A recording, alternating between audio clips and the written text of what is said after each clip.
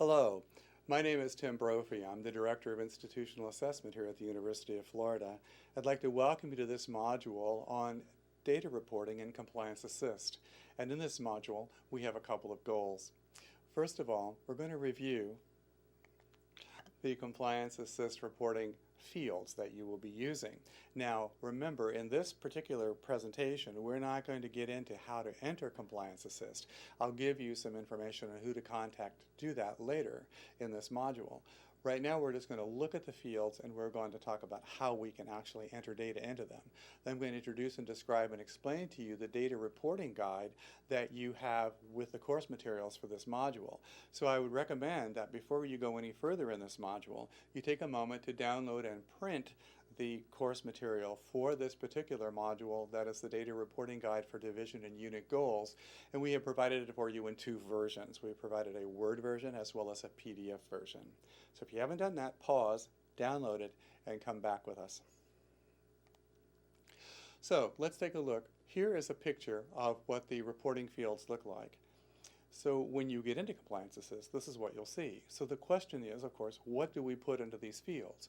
Well, in the Goals and Implementation and Resource Strategy field, we simply ask that you tell us about the personnel and the resources that you used to obtain the goal. All right, so you have already reported this in your effectiveness documentation plan for 2013-14 and to some degree in your 2012-13 reports as well, so you can always refer back to those if you need to find that information. And for your annual progress on goals, we ask you to report something that just briefly states the results that you've obtained throughout the year that we are reporting. And then we want you to include or attach in summary form your data results.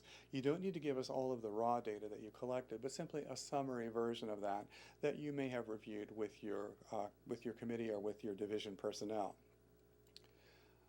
Continuing on, in the evaluation window, we ask you to state the measurement method. That is, how is it that you measure this particular goal? That is, what strategies did you use to collect data to determine the degree to which you have met your goal? All right, and then we want you to state here who reviewed the results when you were evaluating.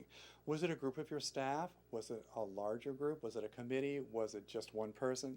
It's important for us to know that to place this evaluation in the context within an appropriate context, I should say, for your division or your unit. And then we want you to briefly summarize your evaluation data. Now, that's not the data that you reported in results. The evaluation data is your decisions and the processes that you went through to evaluate the results that you have obtained and how you evaluated it to determine the degree to which you have met your goal. And finally, in the last part of this, actions for improvement, here we ask you to tell us what actions you've taken, but to state them in the past tense. It is important that you state these in the past tense and not the future tense. For example, if you say, we will do this in the fall of whatever year, or we will take this step next year, that's not a definitive action. That's a result of a decision. That is a promise of an action.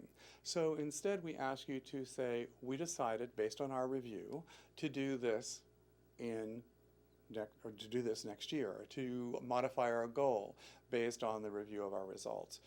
This is an important distinction for our accreditor as well, because our accreditor is very sensitive to our stating a goal of action for improvement in the past tense so that it appears we've made the decision, and we have made the decision, that we're not going to do something, but that we have already done so. Let's keep that in mind as you complete your goal reporting for this year. So let's take a moment to review the data reporting due dates, because these are important to put into your calendar well in advance so you can plan ahead to get this in. So all of our data is reported into Compliance Assist by the second Friday in October. And in the table at the bottom of this slide, I included the actual dates that the second Fridays occur on in the next 3 years. So the 12-13 information that you are going to enter for 12-13, I should say the information you're going to enter for 12-13 is going to be entered not later than October the 11th of this year. This gives you plenty of time to collect the data, examine it, evaluate it, make decisions about how you're modifying your goals. So be sure that you follow this particular set of dates very closely, because it's important that we get your data reported in a timely way each year. Okay, so if you have any questions about Compliance Assist, remember at the beginning of this module I told you that we were not going to go into how to enter Compliance Assist. We have separate resources for that available. But one of your best resources is going to be Cheryl Gator, and there is her email address in the Office of Institutional Assessment. Also, you can find complete instructions on how to enter and use Compliance Assist at that particular website, and that is a live link, so you should be able to go there from this slideshow if you would like to do so. All right, so that concludes this module. It was very short, but I hope that it was helpful for you. If you have any questions, be sure to contact us in Institutional Assessment. We'll be glad to assist you. Thank you, and happy data reporting.